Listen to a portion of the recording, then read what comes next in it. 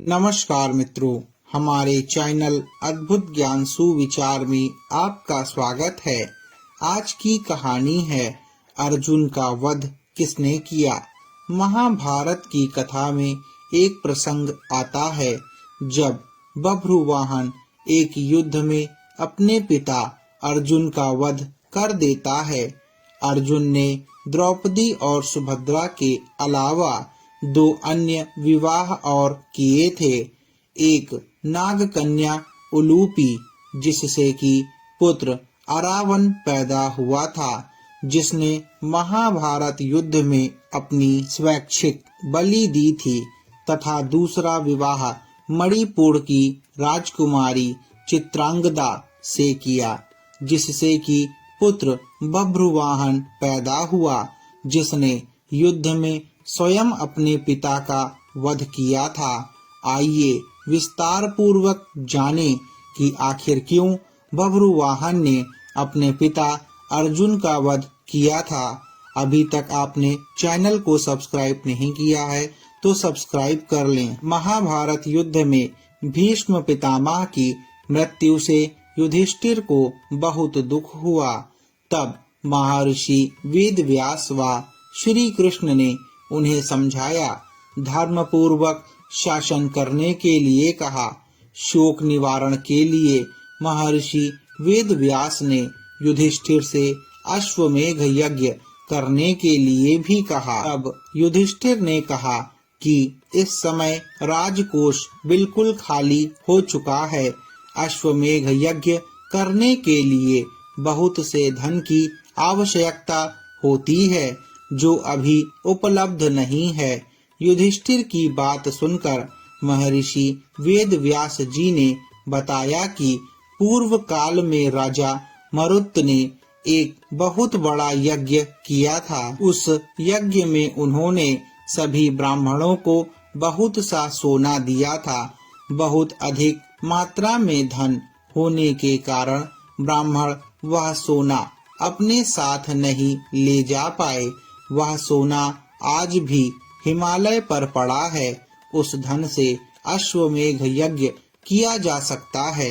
युधिष्ठिर ने ऐसा ही करने का सोचा। महर्षि वेदव्यास के कहने पर पांडव हिमालय गए और वहां राजा मरुत के धन को प्राप्त कर लिया। उस धन को ढोने के लिए पांडव बहुत से हाथी, घोड़े व सेना लेकर गए थे। उनकी संख्या इस प्रकार है: 60,000 ऊंट, 1,20,00,000 घोड़े, 1,00,000 हाथी और रथ थे। इनके अलावा मनुष्यों की गिनती ही नहीं थी। इस प्रकार इतना सारा धन पांडव हस्तिनापुर लेकर आए। पांडवों ने शुभ मुहूर्त देखकर यज्ञ का शुभारंभ किया और अर्जुन को रक्षक बनाकर घोड़ा छोड़ दिया। वह घोड़ा जहाँ भी जाता अर्जुन उसके पीछे जाते। अनेक राजाओं ने हस्तिनापुर की अधीनता स्वीकार कर ली। वहीं कुछ ने मैत्रीपूर्ण संबंधों के आधार पर पांडवों को कर देने की बात मान ली। किरात, मल्लेच्छ व यवन आदि देशों के राजाओं ने यज्ञ के घोड़ों को रोक लिया। तब अर्जुन ने उनसे युद्ध कर उन्हें पराजित किया। इस तरह विभिन्न देशों के राजाओं के साथ अर्जुन को कई बार युद्ध करना पड़ा। यज्ञ का घोड़ा घूमते घूमते मणिपुर पहुंच गया। यहाँ की राजकुमारी चित्रांगदा से अर्जुन को बभ्रुवाहन नामक पुत्र था। बभ्रुवाहन ही उस समय मणिपुर का राजा था। जब बभ्रुवाहन को अपने पिता अर्जुन के आने का समाचार मिला तो उनका स्वागत करने के लिए वह नगर के द्वार पर आया। अपने पुत्र बभ्रुवाहन को देखकर अर्जुन ने कहा कि मैं इस समय यज्ञ के घोड़े की रक्षा करता हुआ तुम्हारे राज्य में आया हूँ, इसलिए तुम मुझसे युद्ध करो। जिस समय अर्जुन बभ्रुवाहन से यह बात कह रहा था, उसी समय नाग कन्या उलूपी भी वहां आ गई। उलूपी भी अर्जुन की पत्नी थी। उलूपी ने भी बब्रुवाहन को अर्जुन के साथ युद्ध करने के लिए उकसाया। अपने पिता अर्जुन व सौतेली माता उलूपी के कहने पर बब्रुवाहन युद्ध के लिए तैयार हो गया। अर्जुन और बब्रुवाहन में भयंकर युद्ध होने लगा। अपने पुत्र का पराक्रम देखकर अर्जुन बहुत प्रसन्न हुए। बब्रुवाहन उस समय युवक ही था। अपने बाल स्वभाव के कारण बिना परिणाम पर विचार कर उसने एक तीखा बाण अर्जुन पर छोड़ दिया। उस बाण की चोट से अर्जुन बेहोश होकर धरती पर गिर पड़े। बब्रुवाहन भी उस समय तक बहुत घायल हो चुका था। वह भी बेहोश होकर जमीन पर गिर पड़ा। तभी वहां बब्रुवाहन की माता चित्रांगदा भी आ गई। अपने पति व पुत्र को घायल अवस्था में धरती पर पड़ा देख उसे बहुत दुख हुआ।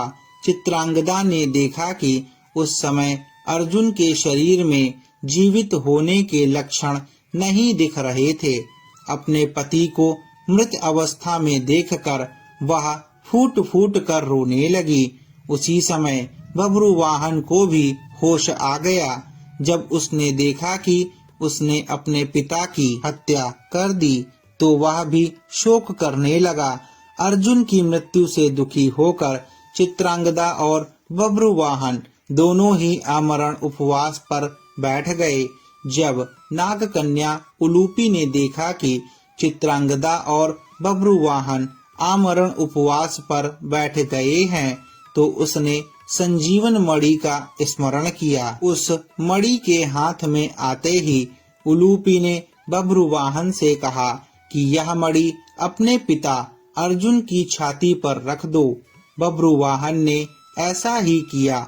वह मणि छाती पर रखते ही अर्जुन जीवित हो उठे।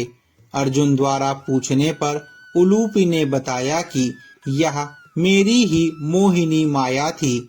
उलूपी ने बताया कि छल पूर्वक भीष्म का वध करने के कारण वसु एक प्रकार के देवता आपको श्राप देना चाहते थे। जब यह बात मुझे पता चली तो मैंने यह बात अपने पिता को बताई। उन्होंने वसुओं के पास जाकर ऐसा न करने की प्रार्थना की। तब वसुओं ने प्रसन्न होकर कहा कि मणिपुर का राजा बब्रुवाहन अर्जुन का पुत्र है। यदि वह बाणों से अपने पिता का वध कर देगा तो अर्जुन को अपने पाप से छुटकारा मिल जाएगा। आपको वसुओं के श्राप से बचाने के लिए ही मैंने यह मोहिनी माया दिखलाई थी।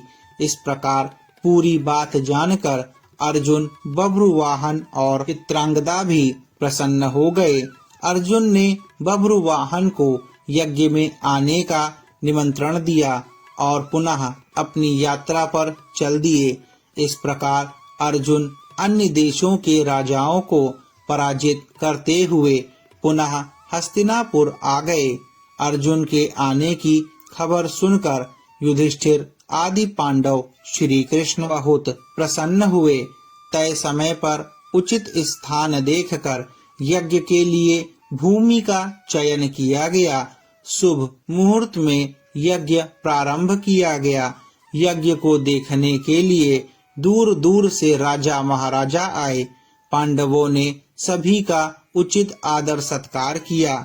यज्ञ संपूर्ण होने पर युधिष्ठिर ने पूरी धरती ब्राह्मणों को ही दान कर दी है।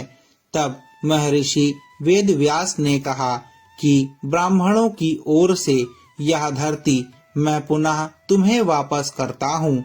इसके बदले तुम सभी ब्राह्मणों को स्वर्ण दे दो। युधिष्ठिर ने ऐसा ही किया। युधिष्ठिर ने सभी ब्राह्मणों को 3 गुना सोना दान में दिया। इतना दान पाकर ब्राह्मण भी तृप्त हो गए। ब्राह्मणों ने पांडवों को आशीर्वाद दिया। इस प्रकार अश्वमेघ यज्ञ सकुशल संपन्न हो गया। मित्रों, आशा करते हैं कि आपको हमारे द्वारा सुनाई गई ये कहानी काफी पसंद आई होगी और आगे भी ऐसी ही पौराणिक और रोमांचक कहानियां सुनने के लिए हमारे चैनल अद्भुत ज्ञान सुविचार को सब्सक्राइब करना ना भूलें और सभी कहानियों के नोटिफिकेशन पाने के लिए बेल आइकन को जरूर दबाएं।